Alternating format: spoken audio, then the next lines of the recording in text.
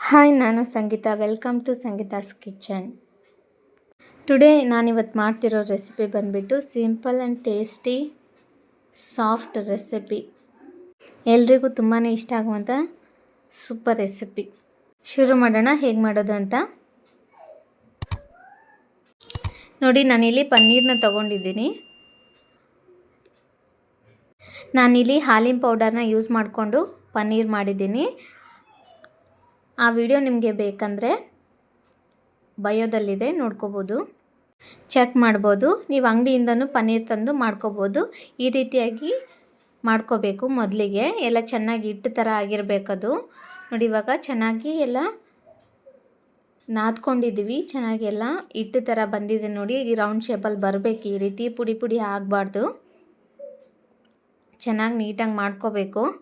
ಈಗ ರೌಂಡ್ ಶೇಪಲ್ಲಿ ಮಾಡ್ತಿದ್ದೀನಲ್ಲ, ಇದೇ ಥರ ಮಾಡ್ಕೋಬೇಕು. ನಿಮ್ಗೆ ಯಾವ ಶೇಪ್ ಬೇಕಿದ್ರೂ ಮಾಡ್ಕೋಬೋದು. ಬಟ್ ಆದರೆ ಪುಡಿ ಪುಡಿ ಮಾತ್ರ ಆಗಬಾರ್ದು, ಒಡೆದೋಗ್ಬಾರ್ದು. ಅದು ಹಿಟ್ಟು ಥರನೇ ಚೆನ್ನಾಗಿ ನಾದ್ಕೋಬೇಕಾಗತ್ತೆ.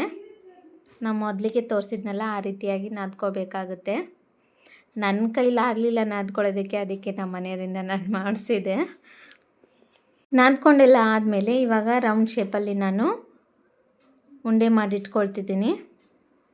ನಿಮಗೆ ಯಾವ ಶೇಪ್ ಬೇಕಿದ್ರೂ ಮಾಡ್ಕೋಬೋದು. ಬೇಕ್ರಿಯಿಂದ ತಂದು ತಿನ್ನೋದಕ್ಕಿಂತ ಈ ರೀತಿಯಾಗಿ ಮನೆಯಲ್ಲೇ ಮಾಡ್ಕೊಂಡು ತಿಂದರೆ ತುಂಬ ಒಳ್ಳೆಯದಲ್ವಾ. ಆರೋಗ್ಯಕ್ಕೂ ತುಂಬಾ ಒಳ್ಳೆಯದು. ಈ ರೆಸಿಪಿನ ನೀವು ಮಾಡಿಕೊಂಡು ಸುಮಾರು 15 ದಿವಸ ಸ್ಟೋರ್ ಮಾಡಿ ಇಡ್ಬೋದು. 8 ಕಂಟೈನರ್ನಲ್ಲಿ ಹಾಕಿ ಇಡ್ಬೋದು. ಏನು ಹಾಳಾಗೋದಿಲ್ಲ, ತುಂಬಾ ಚೆನ್ನಾಗಿರುತ್ತೆ. ಪನ್ನೀರ್ ಅಂದರೆ ಯಾರಿಗೆಲ್ಲ ಇಷ್ಟ ಅವರೆಲ್ಲರೂ ಈ ರೆಸಿಪಿ ಮಾಡಿಕೊಂಡು ತಿನ್ಬೋದು. ತುಂಬ ಅಂದರೆ ತುಂಬಾ ಟೇಸ್ಟಿಯಾಗಿರುತ್ತೆ. ಎಲ್ಲನೂ ಇದೇ ಥರ ಸರ್ಕಲ್ ಶೇಪಲ್ಲಿ ಉಂಡೆ ಮಾಡಿಟ್ಕೊಳ್ತೀನಿ.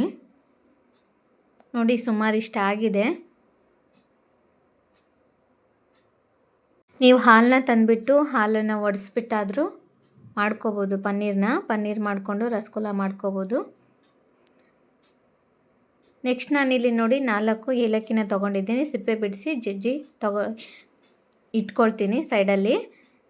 ಇವಾಗ ಸ್ಟವ್ ಹಚ್ಬಿಟ್ಟು ಒಂದು ಪ್ಯಾನ್ ಇಡ್ತೀನಿ. ಅದರಲ್ಲಿ ನೀರು ಹಾಕ್ಕೊಳ್ತೀನಿ. 2 ಲೋಟದಷ್ಟು ನಾನು ನೀರು ಹಾಕ್ಕೊಳ್ತೀನಿ. ಹಾಕ್ಕೊಂಬಿಟ್ಟು ಇವಾಗ 1 ಬೌಲಷ್ಟು ಸಕ್ಕರೆನ ಹಾಕ್ಕೊಳ್ತೀನಿ. ನಿಮಗೆ ಸ್ವೀಟಿಗೆ ತಕ್ಕನಾಗ ಎಷ್ಟು ಬೇಕಷ್ಟು ಸಕ್ಕರೆನ ಹಾಕ್ಕೋಬೋದು. ನಾನಿಲ್ಲಿ 1 ಬೌಲಷ್ಟು ಹಾಕ್ಕೊಂಡಿದ್ದೀನಿ. ಹಾಕ್ಕೊಂಬಿಟ್ಟು ಒಂದು ಸಲ ಕೈ ಆಡಿಸ್ಬೇಕು. ಸ್ವಲ್ಪ ಕುದಿ ಬರಬೇಕು, ಸಕ್ಕರೆ ಎಲ್ಲ ಕರಗಬೇಕು. ಆ ನಂತರನೇ ನಾವೇನು ಪನ್ನೀರ್ನ ರೌಂಡ್ ಶೇಪಲ್ಲಿ ಮಾಡಿಟ್ಕೊಂಡಿದ್ವಲ್ಲ, ಅದನ್ನು ಹಾಕ್ಕೊಳ್ಬೇಕಾಗತ್ತೆ. ಇವಾಗ ಸಕ್ಕರೆ ಪಾನಕಕ್ಕೆ ನಾನು ಏಲಕ್ಕಿ ಪೌಡರ್ನ ಜಜ್ಜಿ ಇಟ್ಕೊಂಡಿದ್ನಲ್ಲ, ಅದನ್ನು ಕೂಡ ಹಾಕ್ಕೊಳ್ತಿದ್ದೀನಿ.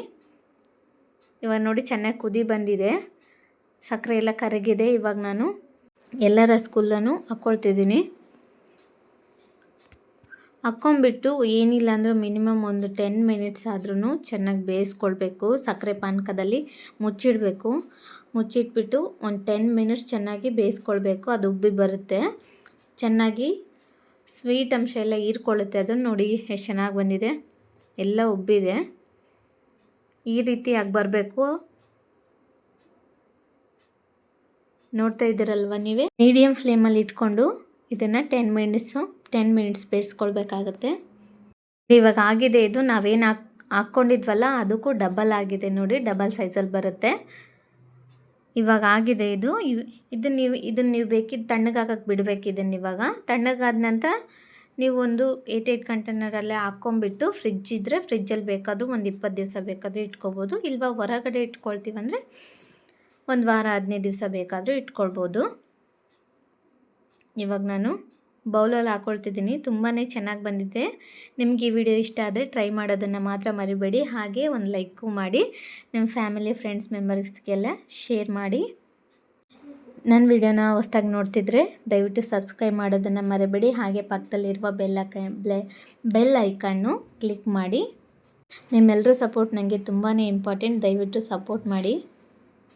ಹಾಲಿನ ಪೌಡರಿಂದ ನಾನು ಪನ್ನೀರ್ ಮಾಡೋದನ್ನು ತೋರಿಸಿದ್ದೀನಿ. ಅದನ್ನು ಕೂಡ ಬಯೋದಲ್ಲಿ ಲಿಂಕ್ ಹಾಕಿರ್ತೀನಿ, ಚೆಕ್ ಮಾಡೋದನ್ನು ಮರಿಬೇಡಿ. ಹೇಗಿದೆ ಅಂತ ಕಮೆಂಟ್ ಮಾಡಿ ತಿಳಿಸಿ.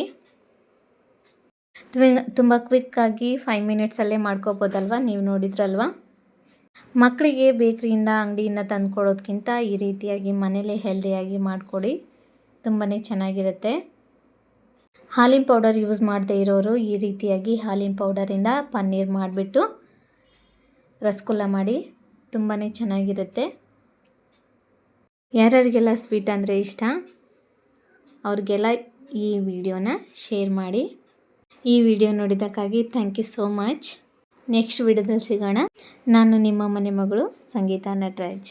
ಬಾಯ್.